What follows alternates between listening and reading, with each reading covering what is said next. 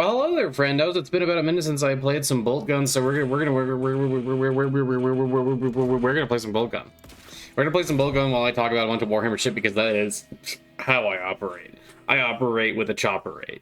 Bam. Was that a good rhyme? Probably. Hush. No one can. Oh. Also, I just have all weapons unlocked because I just find it more fun that way. You may be saying, but Catte, that's not the real experience that the game people intended. It's like, you know what? You're right. It's not, and I don't care. I don't care. Then I reload, because then I still don't care. How are you? I don't care. Anyway, I wanted to talk a little bit about like how reading all those Horus Heresy books kind of affected my enjoyment of Warhammer books recently. It's been kind of interesting because I was considering like doing more stuff, but then I just realized after I got to like, so I got to book 40, which is Fear to Tread. Fear to Tread was the last book, and I haven't actually finished it yet. I've been going a lot slower about it because, you know, I just figured that would generally be better for my enjoyment. Because I kind of realized as I went through so many of those Horus Heresy books that honestly, for a lot of them, I feel like there's another guy in here. I guess not. Oh, but you know what there totally is? You know what there totally is? This. Oh, what? Wait, what hurt me there? Was that... Or was that the door? That could have been the door, I guess. But you know what? Now I want to get back to full health because you just ruined my thing. But yeah, so I realized that I wasn't really enjoying a lot of the Horus Heresy books, and that like, you know, Warhammer writing. Oh yeah, that's right. I can't do that because that max you can do is 200. But like, a lot of Warhammer writing books are just kind of not super great. A lot of them are really formulaic, and like, especially with the Horus Heresy. I think the Horus Heresy. Sometimes I almost wonder if, like, because of the format of the Horus Heresy, people might just be, like, tempted to not try as hard for their writing, because a lot of it was super formulaic, and it's like, it kept occurring to me as I was reading, just like, the writing starts to feel like you can just kind of predict everything that's going to happen in a lot of the books, and it's like, anytime there's, like, any interesting developments, they tend to kind of wrap them up pretty quickly, so you don't even really get to enjoy like the cool, you know, stuff like Corvus Corax making the Raptors, or like the Cabal. I think the Cabal is actually a really interesting idea, and I think it's pretty cool, but you already know that they're gonna be like gone once you get back to 40k, because the problem with that is that they're not in 40k as far as we know, and they're just kind of like, ah yes, this ancient group of aliens who have all of these different things going on. They have all these cool ideas, and there's a lot of different aliens that we've never really heard of before, and there's also like, you know, a bunch that we have like Eldari and stuff like that. It's like, oh man, that's really cool. I've always really enjoyed like the Covenant aspect of like the Tau, and like the Covenant aspect of like, well, the Covenant, and I like all the different races working together. So I'm like, to me, the Cabal sounds really cool, and they're also like appearing in books that are I already like, because they're in like Legion books and stuff like that. But they're in Alpha Legion books, I mean. But because of the way the lore kind of develops, it's like, oh well, they're not going to be able to stick around because we have to have grim darkness, everybody going against each other and things like that. And it's like, I think one of the big things about Warhammer writing, the more I was reading and the more I was just kind of immersing myself in the writing, I kind of felt more and more like I was just kind of tired of the grim derpiness of it. And don't get me wrong, Warhammer is not all grim derp, but there is a lot of grim derp in some of these books. And some of these books, it's just like, holy crap, holy Batman. It's just like a constant, like, and then the thing was bad, and or it's like, oh hey, something that could be good for everybody, and then it was bad. And why was it bad? Because it was bad. And it's just kind of like, it gets kind of tedious to read after a while if like everything is just going to be like, oh, and then bad things happen. Did you understand that bad things are going to happen? And it's like, well, yeah, it's a Warhammer book. And it's not even that I'm like, oh man, it needs to be more positive, because that is certainly a little bit of it, but I also understand that it's Warhammer, so that's not really just like the thing that we're going for with Warhammer writing, generally speaking. But what I would have liked, it's like every time there's like a cool idea or something like that, it gets like relegated to like one novel, and then like we'll never see the light of day again. I think that's kind of what we got with the Ynnari as well, because I thought that the Ynnari were like a cool idea. I like the idea of like all the different kind of Eldar working together, and you know, maybe like strengthening their relationship with Gilliman, and like, you know, kind of getting into a period where maybe the Eldar are finally getting their heads out of their butts and realizing that they should work together, and you know, more humans are as well. I mean, Iyanden is just like my favorite craft world, and their whole thing, besides the, you know, all the extra wraith constructs, is like, you know, they are willing to work with humans and other things, and I think that's why they're such chads. And it's really cool to see that, and then just have everything kind of go back to square one just felt sort of, it just feels kind of lame. And I guess that was like kind of one of my big complaints, is the more I was reading a lot of the Horus Heresy books, is that it always felt like anytime there was something that was like actually interesting or unique because of the nature of Warhammer, it would, by the end of the book, just go back to no longer really a thing, and no longer really like being all that important. And it's like, oh man, I don't know, that's just kind of lame. It's kind of lame to have all these cool sci-fi ideas and then just be like, okay, and then we're done. And so it's like, I know for a lot of people they really enjoy the grim, dark aspect of Warhammer, and I don't think that's bad. Also, yes, I knew there were Chaos Space Marines there, so I was ready for them. The glory. Oh, I forgot about you though somehow. Hey, how you doing? Thanks, sir.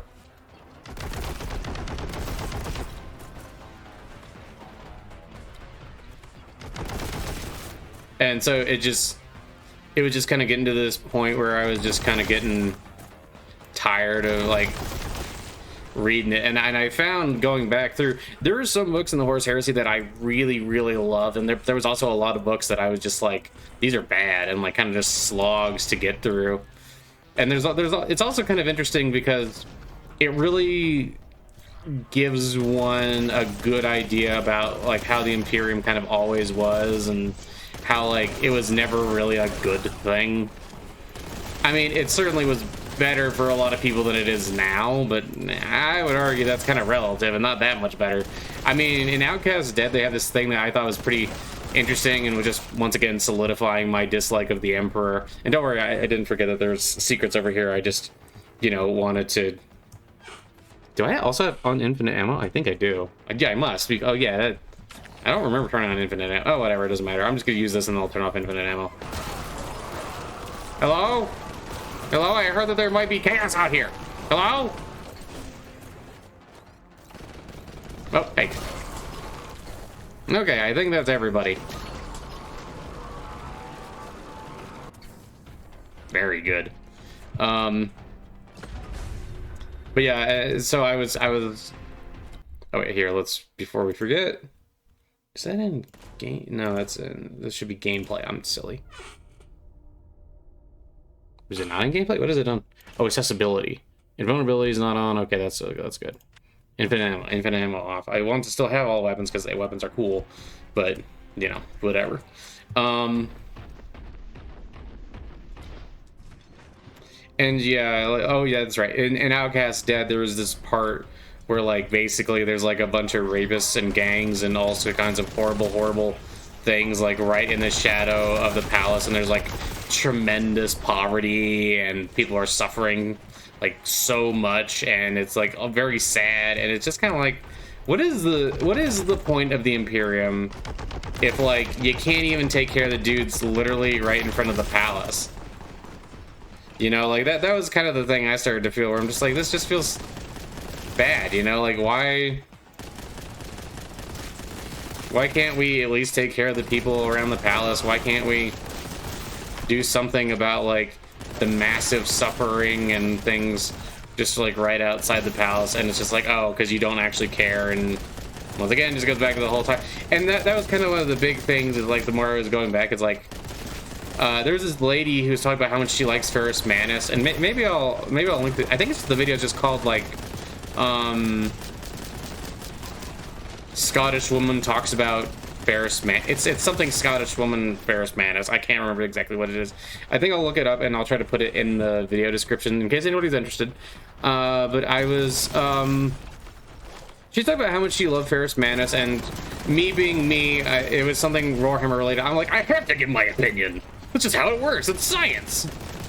But there was like talk about oh wait.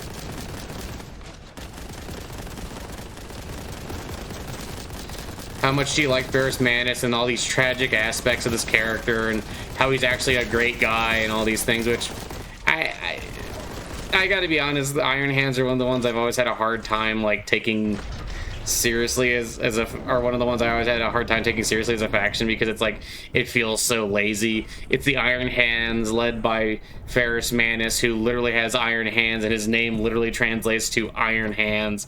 It's like, it just feels like, you know, like they don't really care, and that it's all just, and I mean, watching these old interviews with like Games Workshop people, like when they were like talking about designing these various different characters and things, they basically just say like, yeah, we didn't really care that much. And it was all about selling more toy soldiers. It wasn't some grand story or some great narrative. It's just they want to sell toy soldiers. Now, I still appreciate this grand narrative that they've created to sell the toy soldier. I still have a lot of fun with it. So, you know, I'm not like, oh my god, the narrative is so bad, I'll never go back to it. That's certainly not the case. But oops, bonk my head, bonk my head, bonk my head. Machine Spirit. And then there's also this Vortex Grenade here. And it's not like that, of course, but the thing that kind of made it, as she was talking about it, I guess, that the thing that was really popping in my head was that, like, well, the big thing that made me go from like not having any feelings about Ferrus Manus to hating Ferrus Manus was how much of a hypocrite he was, and like how many times he talks about like the future of the Imperium, how good things will be, but then it's just like, dude, the Emperor just views you as a tool, which, I mean, whatever. If you're a tool in a regime that's actually doing good, that's great, but you know, it's like the hypocrisy of him, like when he goes, you can't build a good future on corpses. I hate that line so much. It is just so bad. But she was talking about like how it's like so tragic. It's like, oh, have you never been betrayed by anybody? It's like, I understand the idea, but to me it was so hard to take it seriously, because I think the Fulgrim novel was just silly. There's like too many parts of it where it's just silly. It's like, oh, and then Fulgrim was wearing a bunch of makeup and basically draped in a random ornament that he found. It's like, what? And he has a demon sword that is obviously manipulating him. And you would think, because they always talk about Primarchs being so smart, you would think it would occur to him, now wait a minute, my behavior has changed radically since I picked up this stupid sword. But you know, whatever. But I guess the thing that occurred to me is that even the Primarchs are like they're all like monsters, right? They're all doing stuff that is like, you know, tyrannical nonsense and all this, and it gets really hard to care about anything that happens to any of them, because it's just like, well, they're all bastards. Like even Sanguinius, as much as I like Sanguinius, and as much as I think he has like one of the purest hearts of anybody who's, you know, of any of the Primarchs and things like that, it's like you're still like a genocidal bastard, man. It's just that you happen to be written in such a way where we get less like overt things of you just being, oops, no, I will survive forever. Ah! Oh wow, that's like way further back than I was expecting. Actually, I guess it's not that far back, is it?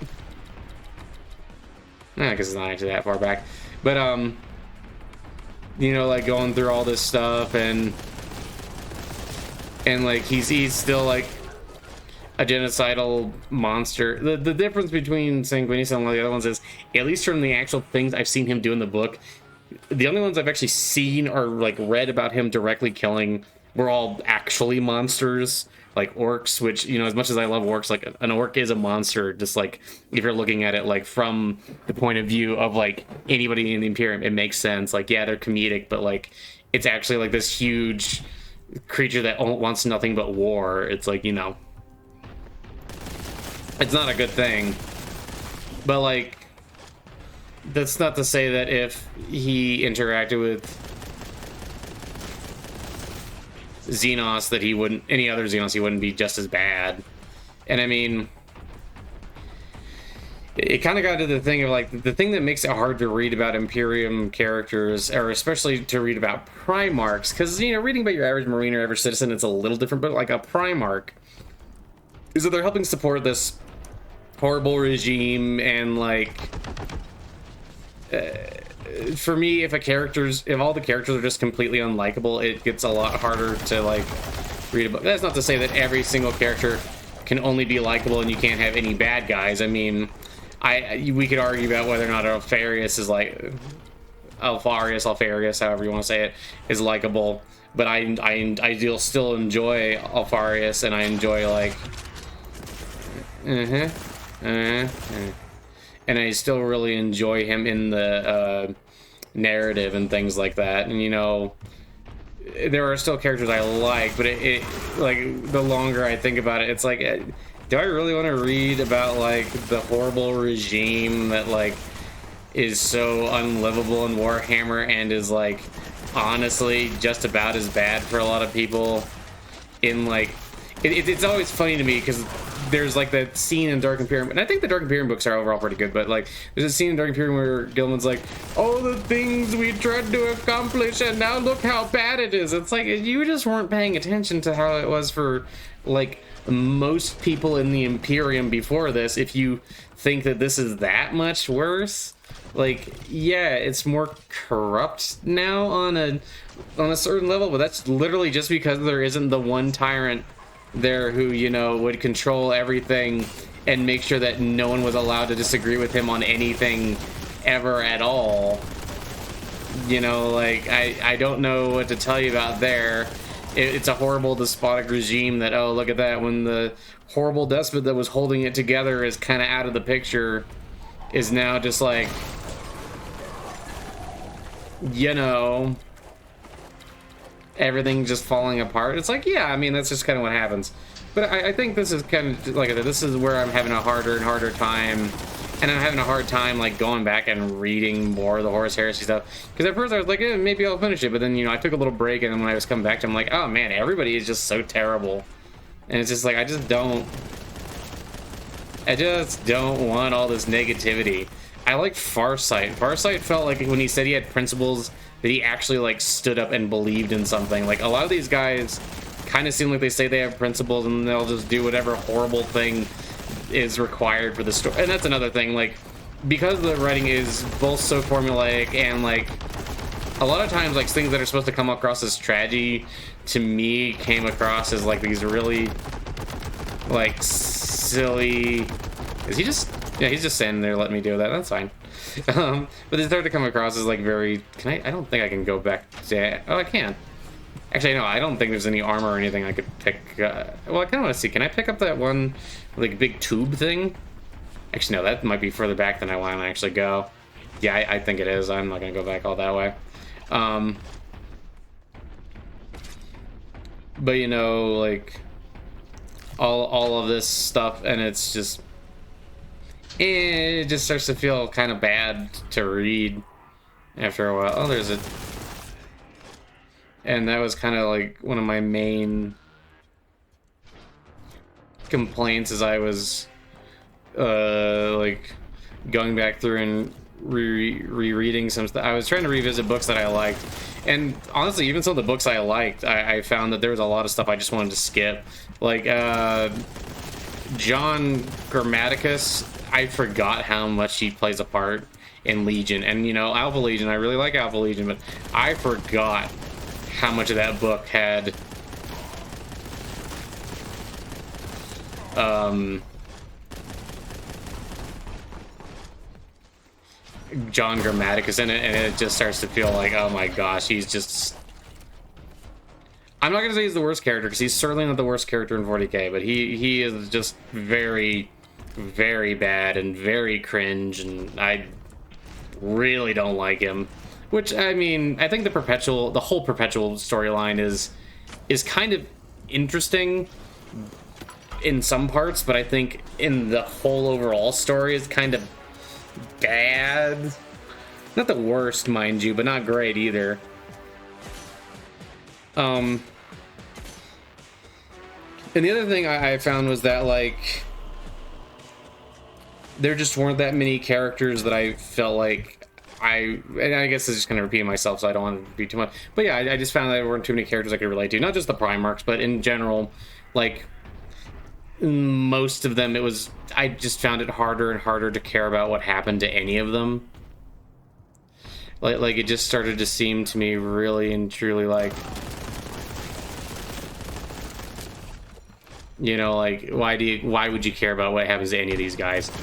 Even the nicest ones are still bastards, and it's like,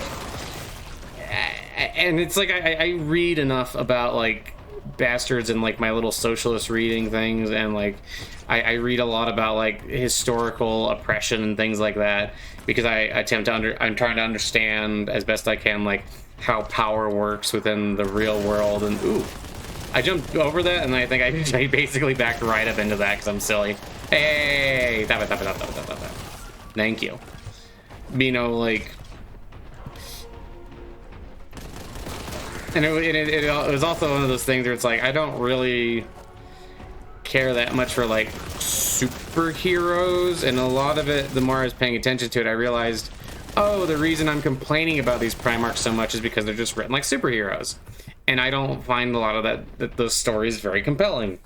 Because, you know, part of the problem with something like, oh man, this Primarch is so good at what they do, is that, like, you can write someone to be, like, so good at anything, you know? Like, it's the characters that I care about. It's how do they interact with the world? What are they doing? Why are they doing what they're doing? You know, stuff like that. That's the stuff that I personally find far more interesting to read about. And when it just turns into something where it's like, oh man, look at how big this man's muscles are. Did you know that he's the bestest at siege that ever was? Did you know that Perturabo is bad? It's or like, wait, well, that's not really. Do you know that Perturabo is just so bad? It's like I have, you know, you're allowed to like any kind of character you want. You know, and sometimes, you know, even superheroes can be written well, and you can kind of care about what's happening to them. But it is one of those things where it gets a lot harder. Okay, so this is a. Hey, okay, so this is a thing. This is a thing. This is a ammunition thing. I just want to see if I could use this because I like using this gun. Run as fast as you can. You can't catch me. I'm a Space Marine, man. I'm gonna back up and then just go do this. That feels good. Oh, I'm out of bolt gun ammo. That's cray. Okay, now we're just gonna. This shouldn't be this hard, but there we go. Now we're gonna go back and get that ammunition box. I think that's probably one of the big things that it suffers from, is that a lot of the characters is just like, what are the stakes here? I kind of already know who's gonna die, so I'm not really interested in that part. I kind of know, you know, a lot of what's gonna happen, and eventually it just kind of turns into a thing of like, oh well, what I like is the characters. I like some of these characters, and you know, even though, for instance, Vulcan is still a bastard, if I think about him in the overall grand scheme of things, it's like, you know, he's compassionate enough, and given the circumstances he's in and everything that's happened, is like, oh, okay, you know, I can forgive a lot of like his missteps and the badness, and you know, if they're interesting at least, then it's still cool. But for a lot of the Primarchs, it just turns into a thing of like, well, the main thing it seems like people are kind of praising about them is like how epic and grand their stories are, but like if everything is epic and grand, it kind of starts to feel like nothing's epic and grand. It just starts to feel like, oh man, can you believe how powerful Thor is in the Marvel thing? And it's like, I don't care.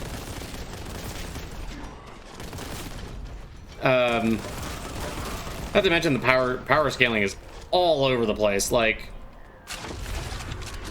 characters will have wildly different ability, like in terms of like what they can actually achieve from moment to moment, it seems, depending on what the story wants, which is, you know, that's kind of the way a lot of these stories work, and you're supposed to be invested in the drama. But I guess my big point here is that I find that after I've gone through so many of them, I still don't feel like I'm very invested in the drama.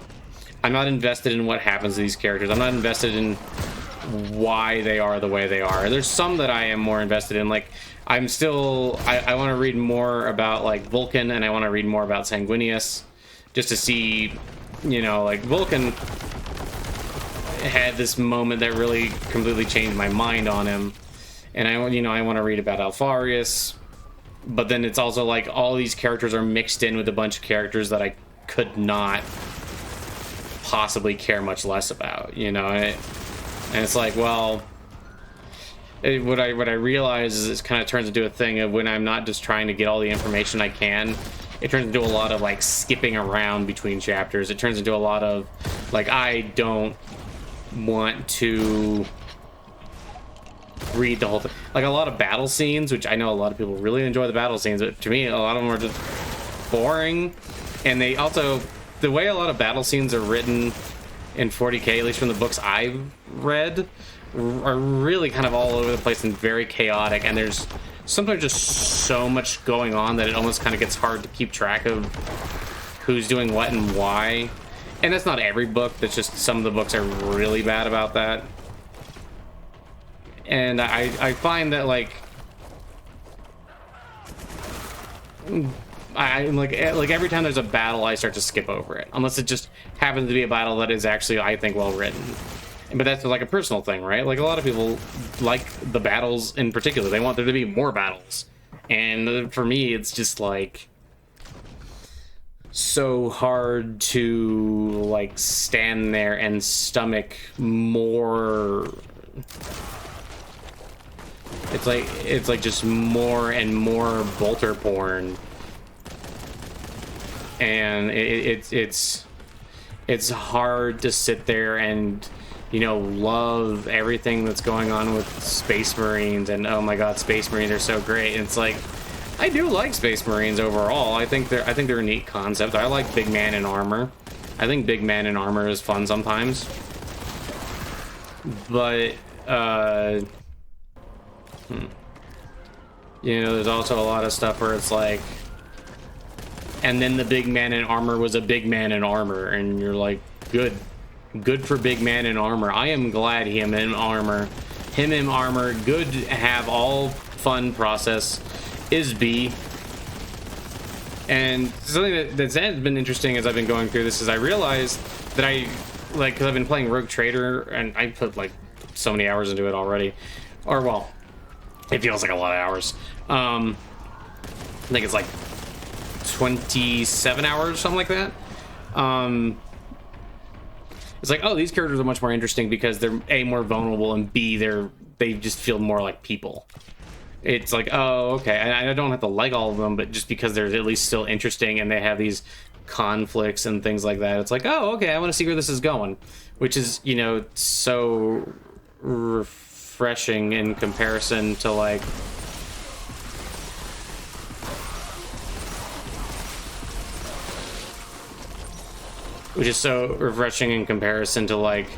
reading through a bunch of these books and just, I keep missing. Oh, there we go.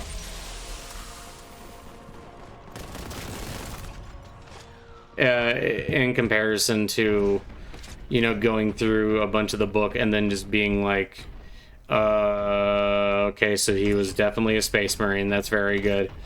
And having, you know, these different feelings and really feeling like they add to just like these characters are just like so much better written. And even though there's several of them I really don't care for, especially when they start talking too much, it's like, oh, well, these are still like people I want to see what happens with them. Like you know,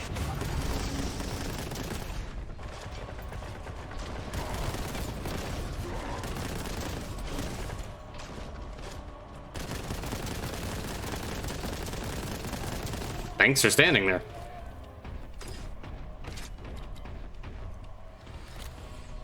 You know, like, I want to see what happens to, like, Adira at first was kind of, for instance, getting on my nerves a little bit because she just seemed very complainy, which, you know, I'm one to talk. But, you know, as it went through, I'm like, oh, you know, she has a lot of stuff going on. She really wants to do a good job, and she's having a hard time because this condition that makes her useful is also the thing that makes her the most, like, dangerous. And it's like, oh, that's cool. That's interesting to me. It's not generic Space Marine number 379 who does, you know, generic strongman thing number 6. It's like there's like lists of these things. They're just like, I don't care. It's like it's so hard to care after a while. But you know, it has also led to, like, after I did all this, I reread a Gotrek and Felix, or I read and reread two different Gotrek and Felix books, and I realized, oh man, I like this so much more. Later. And I like so much more what's going on, or like, you know, reading my old fantasy novels and be like, oh man, this is so cool, or like reading these books about, like, you know, just someone in the Imperium trying to survive the chaos, or Caiaphas Cain. With Caiaphas Cain, you know, I complain about formulaic writing, but, you know, Caiaphas Cain is very formulaic, but at the same time, because of the way it's written, it's still pretty fun. I wouldn't want to read a bunch of Caiaphas Cain books back to back, because I have done that before, like read 3 Caiaphas Cain books in a row, and that was a mistake, because that was way too formulaic. It's like, well, in some cases, it literally just felt like it was basically the same book, but you changed some names, which isn't the greatest. And I think what it's really driven home to me is that I don't want... what all this is driven home to me is I don't want to finish the Horus Heresy. I have, like, 26 books left. 27, technically, because I haven't actually finished Fear to Tread, and that would be number 40. I'm going to definitely read the last Siege of Terror book, just because the last one is so bad. I just kind of want to see where this is going. Oh, my lord. I have been tempted on several occasions to just write a book about how nonsensical... Write a book. Write some notes and a video about how nonsensical The End and the Death Volume 2 really is. And it just starts to feel so... It's like... But I'm like, why would you make that choice? Like, you have to know that sounds dumb. You have to know... And I think part of it is that, like, look, the people in that are kind of... I wonder if did I miss somebody?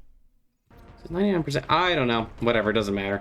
I've already beaten this mission various times and gotten full 100 everything, so, you know, why does it matter? And then this will be a Vortex Grenade, which I don't really need another one of right now, but I can. That doesn't mean I can use the Vortex Grenade if I so choose. Ooh. Thanks for that, and... Oh, dang it. Well, that's not great.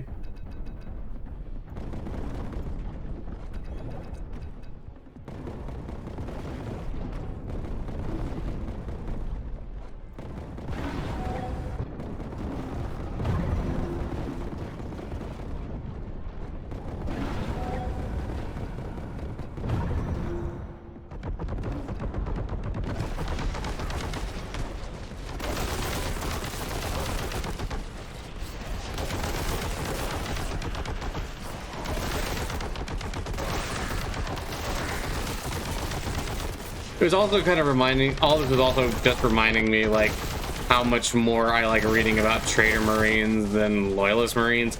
Because for some reason, maybe it's just like, because they have kind of different purposes in the plot and lore and stuff, but a lot of Traitor Marines feel just like infinitely more interesting to read about to me than most loyalist Marines. Oh, geez.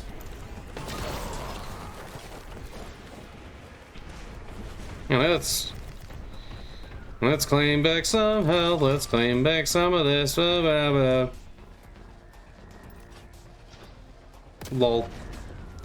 You know what? Wait, there's like... Oh, I didn't keep my vortex grenade from the previous... Oh, that's interesting. I didn't use it. I don't think.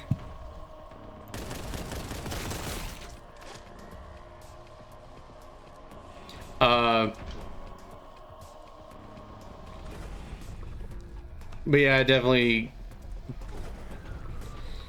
you know, made me feel like, man, like I remember reading the first two Black Legion books and being like, these are good, and they have characters. And then I remember the last Loyalist book I read, and I was like, that wasn't Horus Heresy specifically, and it was like, oh, that's certainly a guy. And it's like, 99%. I must have missed somebody somewhere. That's fine. Lone Heretic. You know, oh. Lone Heretic. What could possibly go wrong? We just leave them alive, you know? Probably nothing. Probably fine. Probably won't summon more. I mean, the planet's already screwed, right? What the difference does it make? But yeah, I don't know. I just wanted to give some thoughts about how I've been feeling as I've been revisiting some of these books. And, you know, now that I've gone through and done and read so many of these Warhammer books, and like I say, it was just leaving a bad taste in my mouth, and I realized that I definitely needed to not finish the Horus Heresy series, because it was just getting to the point where it was just so bad, and like I just realized that it was like such a waste of time. Well, not a waste of time in the sense of like, because I got to make a video out of it, and it was kind of neat to have some of the lore tidbits, but in terms of reading, I could be reading Warhammer stuff or other things that I enjoy so much more than the vast majority of the Horus Heresy series. I'm gonna finish Fear to Tread because I've been enjoying it overall, and I think I'll still try to read some of the Vulcan books and maybe Praetorian of Dorne. Although I have to admit, Praetorian of Dorne sounds like it kind of does a lot of bad to Alpha Legion. I don't know. I guess I'm just curious as to what actually happens. Yeah, see, he's got the right idea. He's reading. Anyway, I don't know. I just wanted to share all these thoughts. A lot of this has been kind of going through my head, and I thought, you know, why not just spew it out into a video so I don't corner someone I know and just start spewing things about Warhammer at them, and they go, I don't understand. What are you talking about? Which would be funny, but, you know, I don't want to be annoying and funny. Anyway, I hope that you all have an absolutely wonderful day, and I hope that you know that God loves you and I love you, and bye-bye. Love you, bye.